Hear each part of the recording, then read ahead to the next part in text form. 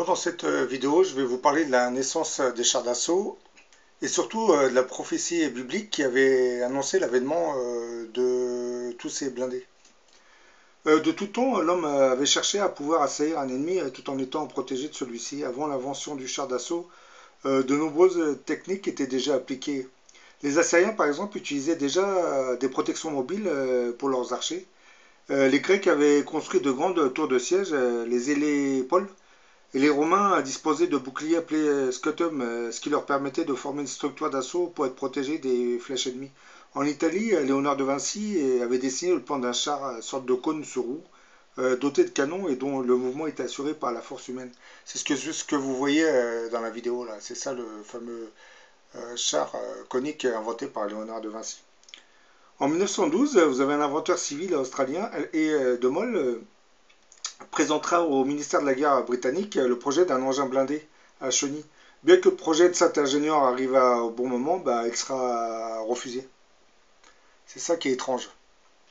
Peu après le début de la Première Guerre mondiale, après une visite au front, le colonel Swinton de la British Army, un tacticien militaire constatera que la combinaison de la guerre et des tranchées et de la mitrailleuse exigeait un véhicule armé blindé et à chenilles. Ce concept novateur, qui remettait en cause les traditions conservatrices de la cavalerie militaire, fut d'abord boycotté par les hauts gradés britanniques. Cependant, le projet va atterrir sur le bureau de Winston Churchill, qui en comprendra l'intérêt et constituera un comité pour l'étude. Swinton le rebaptisera tank, qui veut dire réservoir, pour faire croire que le Royaume-Uni produisait des réservoirs d'eau autotractés. Ce tank, nommé Mark I, ce que vous voyez dans la vidéo, était conçu pour franchir une tranchée de près de 4 mètres de largeur et un obstacle de plus d'1 mètre de haut. Il faisait 8 mètres de long et 4 mètres de large. Pesant près de 30 tonnes, sa vitesse de pointe était à peine supérieure à celle d'un homme au pas. L'équipage comprenait 8 hommes, dont 2 en charge de manœuvrer chaque chenille. Leur autonomie ne dépassait pas 40 km et environ tous les 80 km, les chenilles devaient être remplacées.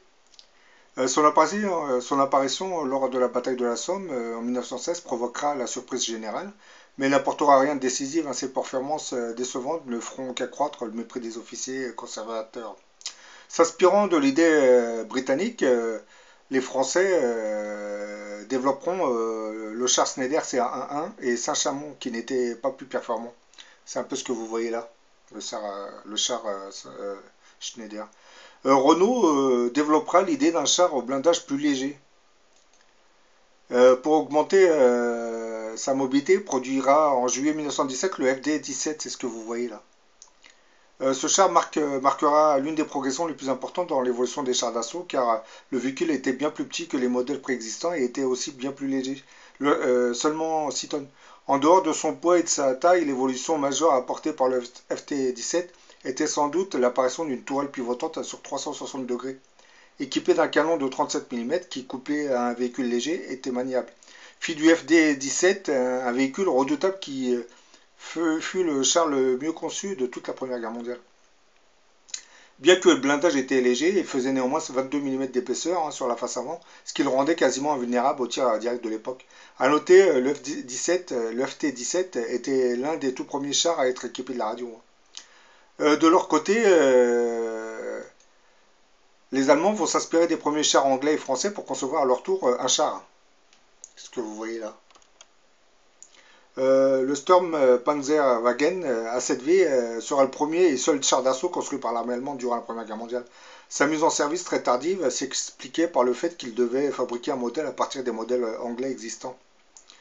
Simple boîte blindée imposante et très peu maniable, le Panzer A7V utilisait comme armement principal un canon de 57 mm belge en face avant et 6 mitrailleuses MG08 en armement secondaire.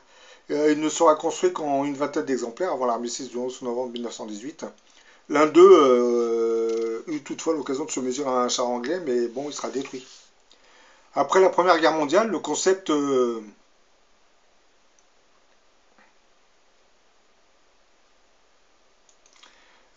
du char se banalisera et de nombreuses nations vont concevoir et construire des nouveaux modèles. Pendant les années 20, les chars britanniques étaient les plus avancés. La France et l'Allemagne se trouvaient encore dans un état économique précaire à la suite de la guerre. La Seconde Guerre mondiale a vu une série d'avancées dans la conception des chars. Tous les pays ont considérablement augmenté la puissance de feu et le blindage de leurs chars. Une autre avancée importante fut l'introduction des systèmes améliorés de suspension, dont la qualité permettait de tirer en roulant et aussi d'augmenter la vitesse du char. La plupart des chars étaient équipés de radios. Des châssis de chars avaient été adaptés à différents travaux militaires, y compris le déminage. Des tourelles qui n'étaient pas un dispositif généralisé sur les chars ont été identifiées comme l'emplacement le plus efficace du canon principal. Trois chars se sont particulièrement démarqués, le Sherman, le T-34 et le Tigre. Le T-34, c'est ce que vous voyez, hein, c'est le char russe. Et toujours en s'inspirant des autres nations, bah, la Russie fabriqua à son tour ce fameux blindé, hein. Le T-34 était un char moyen entré en service en 1940 au sein de l'armée rouge, hein. Il constituera à l'époque un remarquable équilibre entre les trois facteurs majeurs qui définissent la qualité d'un blindé, à savoir la puissance de feu, la protection et la mobilité. Il possédait un canon de 76 mm, son blindage était de 45 mm et il pouvait atteindre une vitesse de 45 km/h sur route. Eh ben, tous ces blindés, du moins l'avènement de tous ces blindés, ben, je pense qu'il avait été prédit dans une prophétie biblique qu'on trouve dans le Nouveau Testament, Apocalypse de Saint Jean, chapitre 9. On évoque d'étranges sauterelles et vous allez comprendre qu'en lisant, en écoutant cette prophétie, ça ressemble étrangement à nos chars blindés. Je vous cite la prophétie. Or, ces sauterelles à les voir font penser à des chevaux équipés pour la guerre. Sur leur tête, on dirait des couronnes d'or, et leurs faces rappellent des faces humaines. Leurs cheveux, des chevelures de femmes, et leurs dents, des dents de lion. Leur thorax, des cuirasses de fer, et le bruit de leurs ailes, le vacarme de chars aux multiples chevaux se ruant au combat. Elles ont une queue pareille à des scorpions avec un dard, et dans leur queue se trouvait leur pouvoir de torturer les hommes durant 5 mois. Donc, je pense qu'il y a plus de 2000 ans, la Bible avait déjà prédit l'avènement de nos chars d'assaut. C'est dit d'une autre manière, parce que là, on évoque des sauterelles équipées de cuirasses de fer, hein. Mais je pense que la Bible faisait allusion à nos chars blindés qui ont décimé notre planète pendant la Deuxième Guerre mondiale, hein, et qui ont continué après, hein.